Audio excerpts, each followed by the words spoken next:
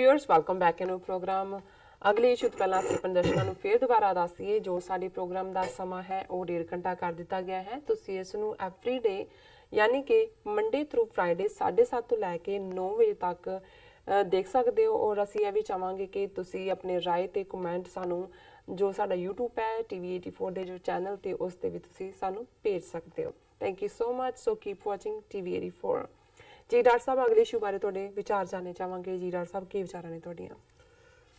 देखो ਅਸੀਂ ਪਹਿਲਾਂ ਤਾਂ ਬੜੇ ਦੁੱਖ ਤੇ ਅਫਸੋਸ ਨਾਲ ਇਹ ਖਬਰ ਸਾਂਝੀ ਕਰ ਰਹੇ ਹਾਂ ਆਪਣੇ ਦਰਸ਼ਕਾਂ ਦੇ ਨਾਲ। ਬਹੁਤ ਸਾਰਿਆਂ ਨੂੰ ਸ਼ਾਇਦ ਪਹਿਲਾਂ ਹੀ ਇਲਮ ਹੋਏ ਜੀ ਕਿ ਬੀਬੀ ਮਨਜੀਤ ਕੌਰ ਜਿਹੜੇ ਕਿ ਜਲਾਵਤਨ ਸਿੱਖ ਆਗੂ ਭਾਈ ਗਜਿੰਦਰ ਸਿੰਘ ਜਿਨ੍ਹਾਂ ਦਾ ਇੱਕ ਆਪਣਾ ਮੁਕਾਮ ਹੈ ਖਾਲਿਸਤਾਨੀ ਸਟਰਗਲ ਦੇ ਵਿੱਚ, ਉਸ ਦਾ ਅਸੀਂ ਜ਼ਿਕਰ ਕਰਾਂਗੇ।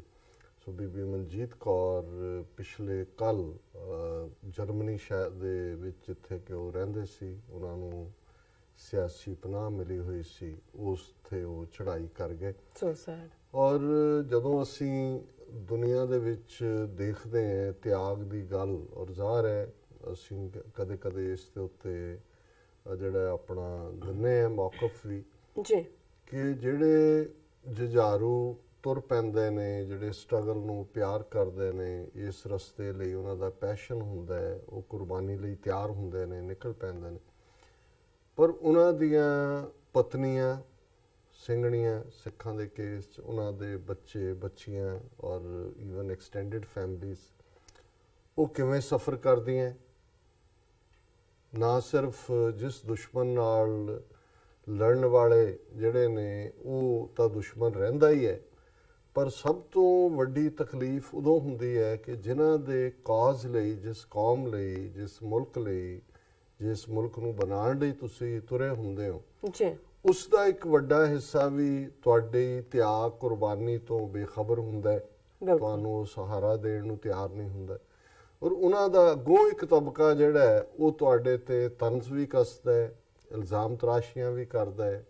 ਉਹ ਤੁਹਾਡੇ ਇੱਕ ਪਾਕ ਪਵਿੱਤਰ ਸੰਘਰਸ਼ ਨੂੰ ਦਹਿਸ਼ਤਗਰਦੀ ਦੇ ਨਾਲ ਜੋੜ ਕੇ ਔਰ ਤੁਹਾਡੇ ਤਿਆਗ ਨੂੰ, ਫਕੀਰੀ ਨੂੰ ਵੀ ਉਹ ਕਿਤੇ ਨਾ ਕਿਤੇ ਉਸ 'ਚੋਂ ਵੀ ਲਾਲਚ ਔਰ ਦੂਸਰੇ ਦੇ ਨਾਲ ਜੋੜ ਕੇ ਜਿਹੜਾ ਉਹ ਉਸ ਨੂੰ ਬਦਨਾਮ ਕਰਦਾ ਜੀ।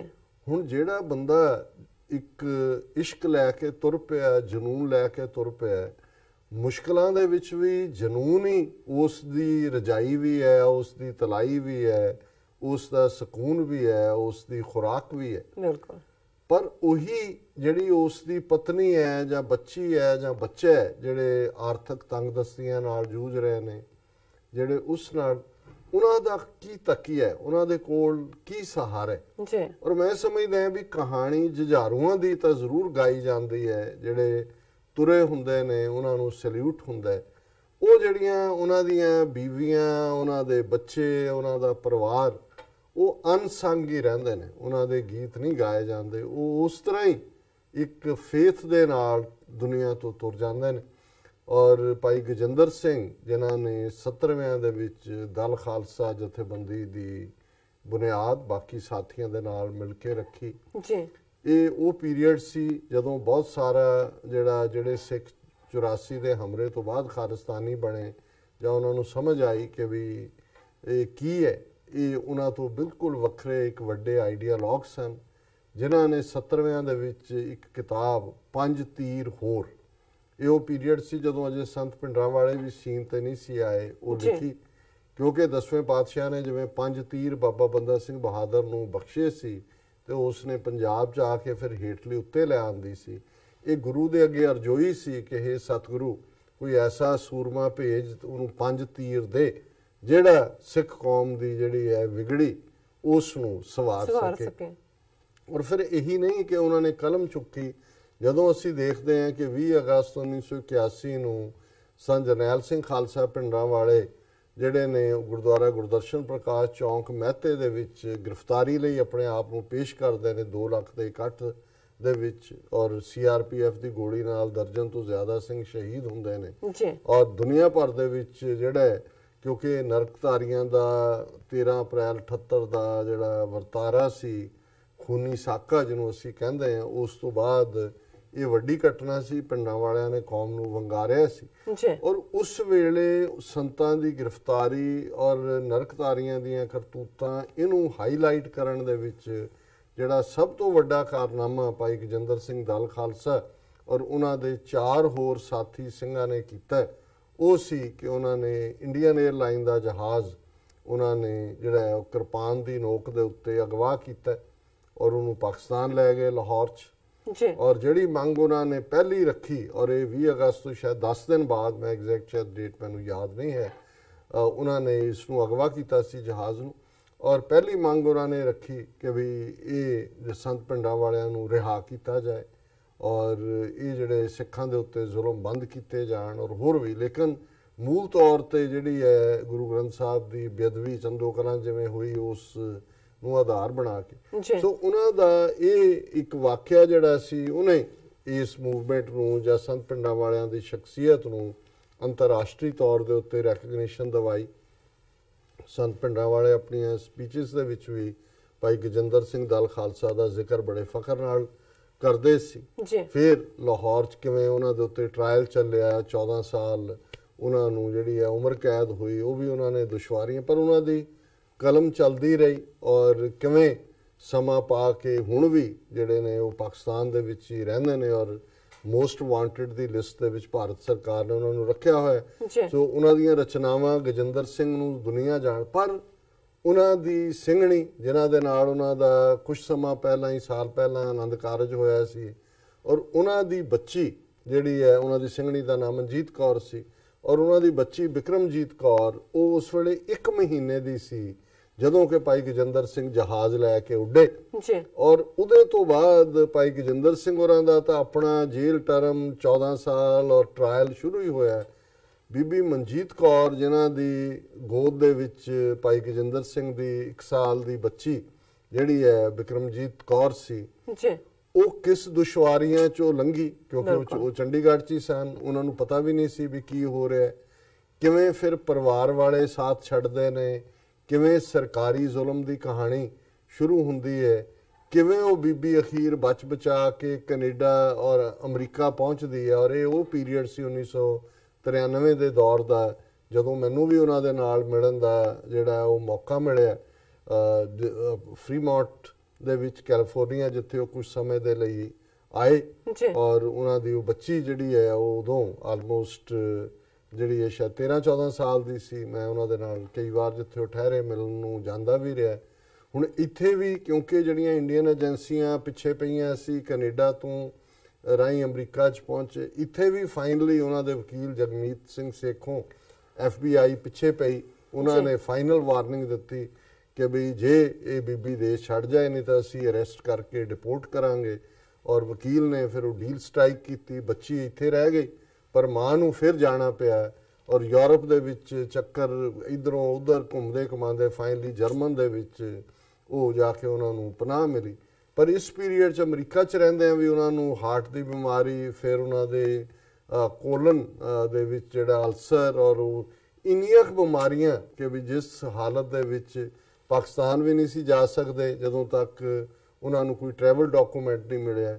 ਬੱਚੀ ਜਿਹੜੀ ਇੱਥੇ ਜਸਜੀਤ ਸਿੰਘ ਹੋਰਾਂ ਨੇ ਉਸ ਦਾ ਪਾਲਣ ਪੋਸ਼ਣ ਕੀਤਾ ਔਰ ਇਵੈਂਚੁਅਲੀ ਉਹਨਾਂ ਦੀ ਮੈਰਿਜ ਜਿਹੜੀ ਆ ਇੰਗਲੈਂਡ ਦੇ ਇੱਕ ਸ਼ਹਿਰੀ, ਇੰਗਲੈਂਡ ਦੇ ਸਿਟੀਜ਼ਨ ਸਿੱਖ ਦੇ ਨਾਲ ਹੋਈ, ਗੁਰਸਿੱਖ ਨਾਲ। ਉਹਨਾਂ ਦੇ ਇੱਕ ਸਮਾਗਮ, ਮੈਰਿਜ ਇੰਗਲੈਂਡ 'ਚ ਹੀ ਹੋਈ ਪਰ ਉਹਨਾਂ ਦੀ ਇੱਕ ਸੈਲੀਬ੍ਰੇਸ਼ਨ 'ਚ, ਇੱਕ ਸਮਾਗਮ 'ਚ ਮੈਂ ਵੀ ਚੀਚਾ ਵਾਸ਼ਿੰਗਟਨ ਤੋਂ ਗਿਆ ਫਲਾਈ ਕਰਕੇ। ਸੋ ਮੈਂ ਆਪਣੀ ਕਹਾਣੀ ਜਾਂ ਭਾਈ ਗਜਿੰਦਰ ਸਿੰਘ ਹੋਰਾਂ ਦੀ ਕਿੰਨੀ ਵੱਡੀ ਕੰਟਰੀਬਿਊਸ਼ਨ ਹੈ ਉਸ ਦੀ ਗੱਲ ਅੱਜ ਨਹੀਂ ਕਰਾਂਗਾ ਕਿਉਂਕਿ ਬਹੁਤ ਸਾਰੇ ਸਾਡੇ ਜਿਹੜੇ ਦਰਸ਼ਕ ਨੇ ਉਹਨਾਂ ਦੀ ਸਮਝ ਲਈ ਜ਼ਰੂਰੀ ਸੀ ਕਿ ਇਹ ਦੱਸਣਾ ਕਿ ਬਟ ਬੀਬੀ ਮਨਜੀਤ ਕੌਰ ਨੇ ਕਿਹਨਾਂ ਹਾਲਤਾਂ ਦੇ ਵਿੱਚ ਉਹ ਜ਼ਿੰਦਗੀ ਗੁਜ਼ਾਰੀ ਔਰ ਕਿੰਨੀ ਬੇਰੁਖੀ ਜਿਹੜੀ ਹੈ ਕੌਮੀ ਪੱਖ ਤੋਂ ਵੀ ਰਹੀ, ਇਸ ਦਾ ਮੈਂ ਜ਼ਰੂਰ ਜ਼ਿਕਰ ਕਰਨਾ ਚਾਹਾਂਗਾ।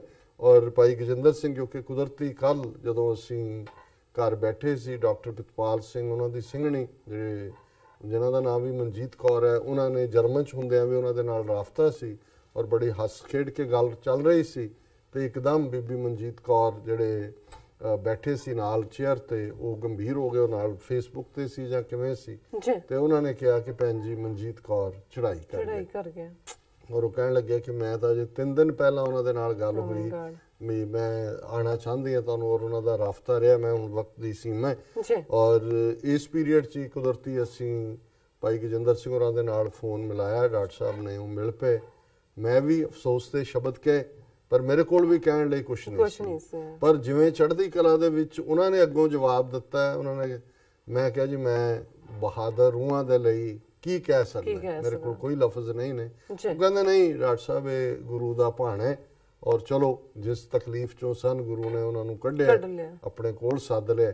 ਔਰ ਲੇਕਿਨ ਇਸ ਦੌਰਾਨ ਜਿਹੜੀਆਂ ਭਾਈ ਗਜਿੰਦਰ ਸਿੰਘ ਹੋਰਾਂ ਦੀਆਂ ਕੁਛ ਲਿਖਤਾਂ, ਜਦੋਂ ਕਿ ਉਹ ਬਿਮਾਰੀ ਦੀ ਹਾਲਤ, ਕਦੇ ਹਸਪਤਾਲ 'ਚ ਕਦੇ ਬਾਹਰ, ਔਰ ਅਖੀਰ ਵੇਲੇ ਉਹਨਾਂ ਦੀ ਬੱਚੀ ਵੀ ਔਰ ਸਾਨੇ ਲਾ ਉਹਨਾਂ ਦੇ ਕੋਲ ਸਨ, ਉਹਦੇ ਤੋਂ ਤੁਸੀਂ ਦੇਖ ਸਕਦੇ ਹੋ ਕਿ ਇੱਕੋ ਯੋਧਾ, ਜਦੋਂ ਅਸੀਂ 81 ਤੋਂ ਗੱਲ ਕਰ ਰਹੇ ਤੇ ਅੱਜ ਇਸ ਗੱਲ ਨੂੰ ਜਿਹੜਾ 35 ਜਿਹੜਾ ਰਾਦਰ 38 ਸਾਲ ਦਾ ਉਹ ਵਿਛੋੜ ਹੈ ਨਾ। ਉਹ ਆਪਣੀ ਸਿੰਘਣੀ ਨੂੰ ਜਿਹੜਾ ਇੱਕ ਅੱਧੀ ਵਾਰੀ ਸ਼ਾਇਦ ਬੀਬੀ ਜਾ ਕੇ ਉਹਨਾਂ ਨੂੰ ਇੱਕ ਦੋ ਵਾਰ ਮਿਲੇ, ਨਾ ਉਹ ਬੱਚੀ ਦੇ ਆਨੰਦ ਕਾਰਜ, ਔਰ ਨਾ ਕਿਉਂਕਿ ਕਾਨੂੰਨ ਇੰਗਲੈਂਡ ਦਾ ਡਿਫਰੈਂਟ, ਜਰਮਨ ਦਾ, ਈਵਨ ਮਾਂ ਧੀ ਵੀ ਇਕੱਠੇ ਨਹੀਂ ਸੀ ਹੋ ਸਕਦੇ ਅਖੀਰ। ਹੁਣ ਇਹ ਹੈ ਉਹ ਕਹਾਣੀ, ਜਿਹੜੇ ਲੋਕ ਘਰਾਂ 'ਚ ਬੈਠੇ ਆ ਕਿ ਜੀ ਇਹ ਖਾਲਿਸਤਾਨੀ ਜੀ ਦੁਕਾਨਾਂ ਖੋਲੀਆਂ ਹੋਈਆਂ ਜੀ, ਇਹ ਪੈਸੇ ਬਣਾਉਂਦੇ ਨੇ ਜੀ, ਇਹ ਫਲਾਣਾ ਹੈ ਜੀ, ਇਹ ਢਿਮਕਾ ਜੀ, ਇਹ ਇੱਕ ਇੱਕ ਕਹਾਣੀ। ਇਹ ਤਾਂ ਕਿਉਂਕਿ ਭਾਈ ਗਜਿੰਦਰ ਸਿੰਘ ਫਿਗਰ ਨੇ ਵੱਡੀ ਇਹ ਕਹਾਣੀ। ਹੁਣ ਇਹਦੇ 'ਚ ਤੁਸੀਂ 1 ਲੱਖ ਜਿਹੜਾ ਨੌਜਵਾਨ ਮਾਰਿਆ, ਉਹਨਾਂ ਦੀਆਂ ਸਿੰਘਣੀਆਂ ਦੀ, ਉਹਨਾਂ ਦੀਆਂ ਭੈਣਾਂ ਦੀ,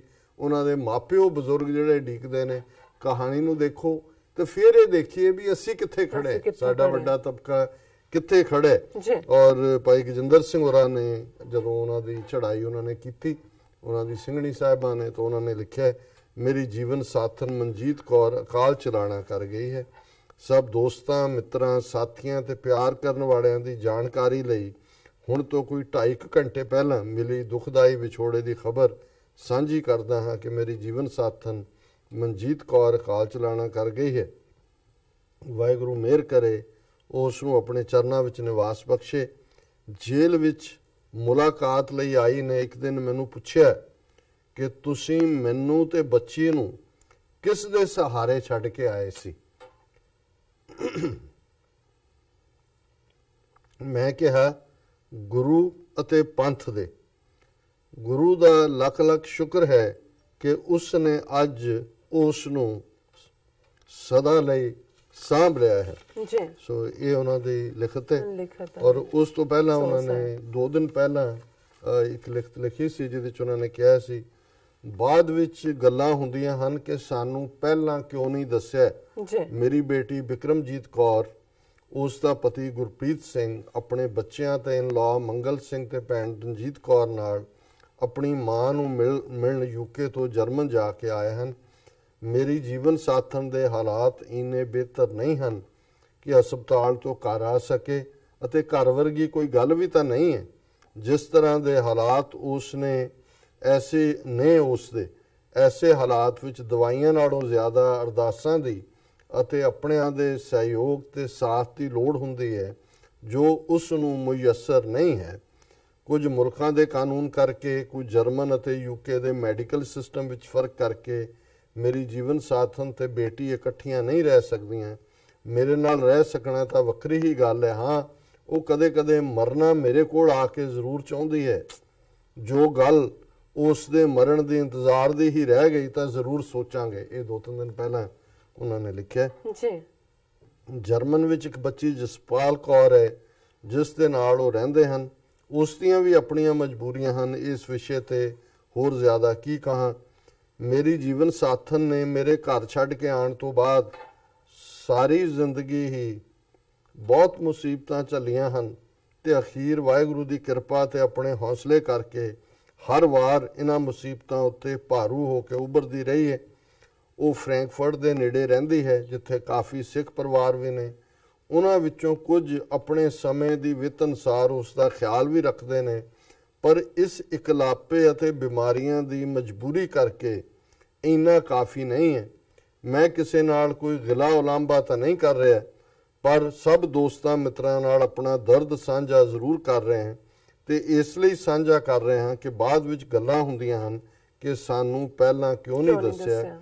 ਮੇਰਾ ਤੇ ਮੇਰੀ ਜੀਵਨ ਸਾਥਣ ਦਾ ਸਵੈਮਾਨ ਮੈਨੂੰ ਕਿਸੇ ਤੋਂ ਬੇਲੋੜੀ ਉਮੀਦ ਕਰਨ ਜਾਂ ਬੋਝ ਪਾਉਣ ਦੀ ਇਜਾਜ਼ਤ ਨਹੀਂ ਦਿੰਦਾ, ਪਰ ਕਿਤੇ ਕਿਤੇ ਦਿਲ ਵਿੱਚ ਇੱਕ ਦਰਦ ਜਿਹਾ ਜ਼ਰੂਰ ਪੈਦਾ ਹੁੰਦਾ ਹੈ ਕਿ ਇੰਨੇ ਵੱਡੇ ਖਾਲਿਸਤਾਨੀ ਪਰਿਵਾਰ ਵੱਲੋਂ, ਇਹ ਪੰਥ ਨੂੰ ਕਿਹਾ, ਸਾਰੀ ਜ਼ਿੰਦਗੀ ਸੰਘਰਸ਼ ਵਿੱਚ ਸਿਰ ਉੱਚਾ ਕਰਕੇ ਰਹਿਣ ਵਾਲੀ ਇੱਕ ਮਾਂ ਭੈਣ ਵੀ ਸਾਂਭੀ ਨਹੀਂ ਜਾ ਰਹੀ। ਬਿਲਕੁਲ।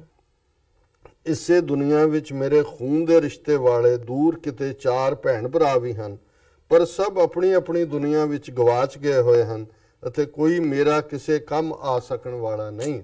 ਹਾਲਾਂ ਇਹ ਵੀ ਮੈਨੂੰ ਪਤਾ ਲੱਗਾ ਕਿ ਈਵਨ ਸਾਰੀ ਜਾਇਦਾਦ ਜਾਂ ਪ੍ਰਾਪਰਟੀ ਚੋਂ ਵੀ ਉਹਨਾਂ ਨੂੰ ਕੋਈ ਹਿੱਸਾ ਨਹੀਂ ਦੇ ਕੇ ਸਾਰੇ ਜਿਹੜੇ ਆਪਣੇ ਬਲੱਡ ਵਾਲੇ ਨੇ ਉਹਨਾਂ ਨੇ ਸਭ ਕੁਝ ਆਪੋ ਆਪਣਾ ਸਾਂਭ ਲਿਆ।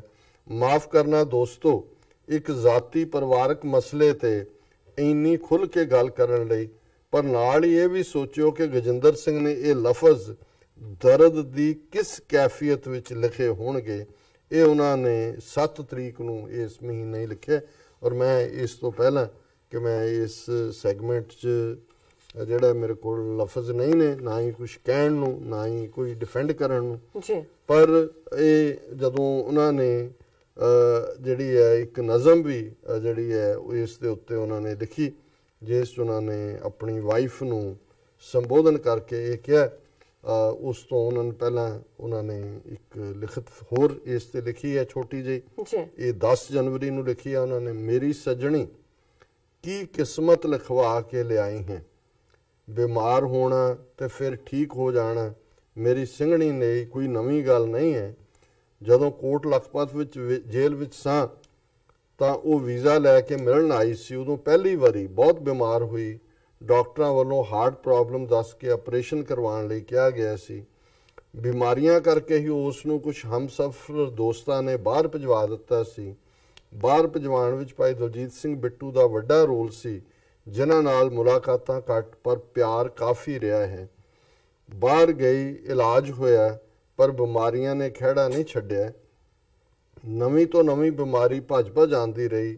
ਦਿਲ ਦਾ ਇਲਾਜ ਕਰਵਾਉਂਦੇ ਅਲਸਰੇਟਿਵ ਕੋਲਾਈਟਿਸ ਹੋ ਗਿਆ, ਜਿਸ ਤੋਂ ਬਾਅਦ ਅਰਥਰਾਈਟਿਸ ਹੋ ਗਿਆ।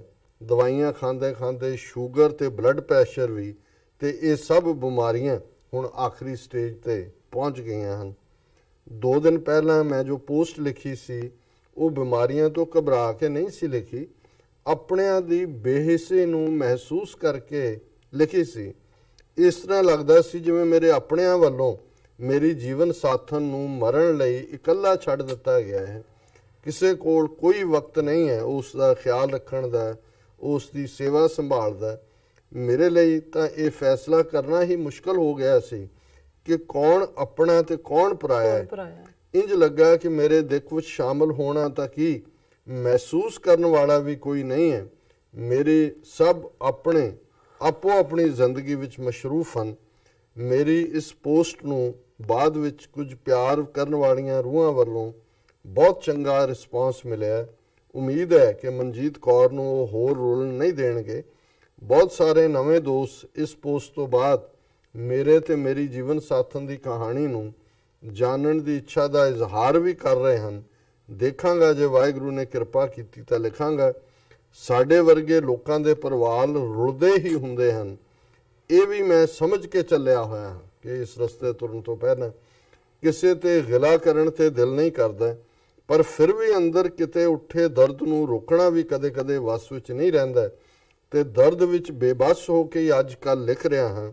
ਅਖੀਰ ਵਿੱਚ ਆਪਣੀ ਜੀਵਨ ਸਾਥਣ ਦੇ ਨਾਮ ਲਿਖੀ ਇੱਕ ਪੁਰਾਣੀ ਕਵਿਤਾ ਵੀ ਸਾਂਝੀ ਕਰਦਾ ਹਾਂ। ਸੋ ਉਹਨਾਂ ਨੇ ਨਜ਼ਮ ਜਿਹੜੀ ਲਿਖੀ, ਸੱਚੀ ਪ੍ਰੀਤ ਨਿਭਾਈ ਤੂੰ ਮੇਰੀ ਸੱਜਣੀ, ਕੀ ਕਿਸਮਤ ਲਿਖਵਾ ਕੇ ਲਿਆਈ ਹੈ, ਸਭ ਦਰਦ ਹੀ ਦਰਦ ਝੋਲੀ ਪਵਾ ਕੇ ਲਿਆਈ ਹੈ। ਸੁੱਖ ਤੇ ਖੁਸ਼ੀਆਂ ਸਾਰੇ ਤੇਰੇ ਲਈ ਪਰਾਏ ਨੇ, ਗਮ ਮੁਸੀਬਤਾਂ ਤੇਰੇ ਹਿੱਸੇ ਆਏ ਨੇ। ਮੇਰੇ ਨਾਲ ਇਸ ਰਿਸ਼ਤੇ ਚੋਂ ਤੂੰ ਕੀ ਖੱਟਿਆ ਹੈ, ਵਿਛੋੜਾ ਸਫ਼ਰ ਤੇ ਹੰਝੂਆਂ ਬਿਨਾ ਤੈਨੂੰ ਕੀ ਲੱਭਾ ਹੈ। ਕਦੇ ਤਾਂ ਪੁੱਛਦੀ ਹੋਏਗੀ ਕੱਲੀ ਬਹਿ ਕੇ, ਆਨੰਦ ਦੇ ਨਾਮ ਤੇ, ਆਨੰਦ ਕਾਰਜ ਆਨੰਦ ਦੇ ਨਾਮ ਤੇ ਝੋਲੀ ਪਾਇਆ ਕੀ ਰੱਬਾ ਹੈ। ਇੱਕ ਦਰਦ ਤੋਂ ਰਾਹਤ ਦੂਜੇ ਦਰਦ ਨਾਲ ਮਿਲਦੀ, ਕਿਸ ਨਾਲ ਦਰਦ ਦੀ ਗੱਲ ਕਰਾਂ ਤੇ ਕਿਸ ਨਾਲ ਦਿਲ ਦੀ। ਘਰ ਛੱਡਿਆ ਤੇ ਆਪਣੇ ਛੱਡੇ, ਧੱਕੇ ਧੌੜੇ ਖਾਣ ਲਈ। ਇੱਕ ਜੇਲ੍ਹ ਚੋਂ ਨਿਕਲ ਕੇ ਆਈ, ਦੂਜੀ ਦੇ ਗੇੜੇ ਲਾਉਣ ਲਈ। ਮੁਲਕ ਮੁਲਕ ਦੀ ਖਾਕ ਵੀ ਛਾਣੀ, ਆਪਣੇ ਘਰ ਵਾਲੀ ਹੋਈ ਨਾ। ਮੁੱਕਿਆ ਨਾ ਵਿਛੋੜਾ ਮੇਰੇ, ਵਸੀ ਮੇਰੀ ਰਸੋਈ ਨਾ। ਨਾ ਕੰਤ ਦਾ ਵਿਹੜਾ ਮਿਲਿਆ, ਨਾ ਧੀ ਹੱਥੀਂ ਤੋਰ ਸਕੀ। ਕਿਉਂਕਿ ਜਦੋਂ ਬੱਚੀ ਦਾ ਵੀ ਆਨੰਦ ਕਾਰਜ ਹੋਇਆ ਗਜਿੰਦਰ ਸਿੰਘ ਪਾਕਿਸਤਾਨ 'ਚ, ਇਹ ਆ ਨਹੀਂ ਸੀ ਸਕਦੇ ਇੰਗਲੈਂਡ। ਨਾ ਧੀ ਹੱਥੀਂ ਤੋਰ ਸਕੀ, ਖੁਸ਼ੀਆਂ ਦਾ ਬੂਹਾ ਐਸਾ ਬੰਦ ਹੋਇਆ, ਨਾ ਖੋਲ ਨਾ ਤੋੜ ਸਕੀ। ਲੜ ਲੜ ਥੱਕੀ ਪਰ ਨਾ ਅੱਕੀ, ਤੇ ਨਾ ਘਬਰਾਈ ਤੂੰ। ਸਿਰੜ ਤੇਰੇ ਨੂੰ ਸਲਾਮ ਹੈ ਮੇਰਾ, ਸੱਚੀ ਪ੍ਰੀਤ ਨਿਭਾਈ ਤੂੰ। ਮੇਰੀ ਸਜਣੀ ਕੀ ਕਿਸਮਤ ਲਿਖਵਾ ਕੇ ਲਿਆਈ ਹੈ, ਸਭ ਦਰਦ ਹੀ ਦਰਦ ਝੋਲੀ ਪਵਾ ਕੇ ਲਿਆਈ ਹੈ। ਵੈਰੀ ਸੈਡ ਸੋ ਅਸੀਂ ਐਂਡ ਵੈਰੀ ਪੇਨਫੁਲ ਅੱਜ ਦਾ ਇਹ ਸਾਰਾ ਪ੍ਰੋਗਰਾਮ ਵੀ ਉਹਨਾਂ ਦੀ ਯਾਦ ਨੂੰ ਸਮਰਪਿਤ ਕਰਦੇ ਹਾਂ ਔਰ ਗੁਰੂ ਚਰਨਾਂ 'ਚ ਅਰਦਾਸ ਕਰਦੇ ਹਾਂ ਕਿ ਸਤਿਗੁਰੂ ਉਹਨਾਂ ਨੂੰ ਆਪਣੇ ਚਰਨਾਂ ਵਿੱਚ ਨਿਵਾਸ ਦੇਣ। ਜੀ ਡਾਕਟਰ ਸਾਹਿਬ, ਤੁਹਾਡਾ ਬਹੁਤ ਬਹੁਤ ਸ਼ੁਕਰੀਆ। ਇੱਥੇ ਲੈਣੇ ਬ੍ਰੇਕ ਪੇ ਤੋਂ ਪਹਿਲਾਂ ਅਸੀਂ ਆਪਣੇ ਦਰਸ਼ਕਾਂ ਤੇ ਸਰੋਤਿਆਂ ਨੂੰ ਫਿਰ ਦੁਬਾਰਾ ਅਪੀਲ ਤੇ ਬੇਨਤੀ ਕਰਦੇ ਹਾਂ। ਵਿਊਅਰਸ, ਜਿਸ ਤਰ੍ਹਾਂ ਕਿ ਤੁਸੀਂ ਜਾਣਦੇ ਹੋ ਕਿ ਟੀਵੀ 84 ਮਨੁੱਖੀ ਹੱਕਾਂ ਦਾ ਪਹਿਰੇਦਾਰ ਹੈ। ਟੀਵੀ 84 ਸਿੱਖਾਂ, ਕਸ਼ਮੀਰੀਆਂ ਤੇ ਭਾਰਤ ਦੀਆਂ ਨੌਰਥ ਈਸਟ ਸਟੇਟਾਂ ਦੇ ਲੋਕਾਂ ਦੇ ਸਵੈ ਨਿਰਣੇ ਦੇ ਹੱਕਾਂ ਦਾ ਹਾਮੀ ਹੈ। ਅਸੀਂ ਚਾਹਾਂਗੇ ਕਿ ਤੁਸੀਂ ਟੀਵੀ 84 ਦੀ ਚੜ੍ਹਦੀ ਕਲਾ ਲਈ ਵੱਧ ਤੋਂ ਵੱਧ ਡੋਨੇਟ ਕਰੋ। ਡੋਨੇਟ ਕਰਨ ਲਈ ਸਾਡੀ ਵੈਬਸਾਈਟ tv84.tv ਤੇ ਜਾ ਕੇ ਪੇਪਲ ਦੀ ਵਰਤੋਂ ਕਰਕੇ ਵਨ ਟਾਈਮ ਡੋਨੇਟ ਕਰ ਸਕਦੇ ਹੋ, ਮੰਥਲੀ ਡੋਨੇਟ ਵੀ ਕਰ ਸਕਦੇ ਹੋ। ਤੁਸੀਂ ਟੀਵੀ 84 ਦੇ ਨਾਮ ਤੇ ਚੈੱਕ ਬਣਾ ਕੇ ਸਾਨੂੰ ਮੇਲ ਵੀ ਕਰ ਸਕਦੇ ਹੋ ਸਾਡੇ ਇਸ ਪਤੇ ਤੇ 36-01 37th ਐਵਨਿਊ, ਲੌਂਗ ਆਈਲੈਂਡ ਸਿਟੀ, ਨਿਊਯਾਰਕ 11101 USA, ਜਾਂ ਫਿਰ ਤੁਸੀਂ ਸਾਨੂੰ ਫੋਨ ਰਾਹੀਂ ਵੀ ਸੰਪਰਕ ਕਰ ਸਕਦੇ ਹੋ ਸਾਡੇ ਫੋਨ ਨੰਬਰ ਤੇ 5164060694। Thank you so much viewers. ਇਸ ਤਰ੍ਹਾਂ ਬਣੇ ਰਹਿਣਾ। ਮਿਲਦੇ ਹਾਂ ਛੋਟੇ ਜਿਹੇ ਬ੍ਰੇਕ ਤੋਂ ਬਾਅਦ।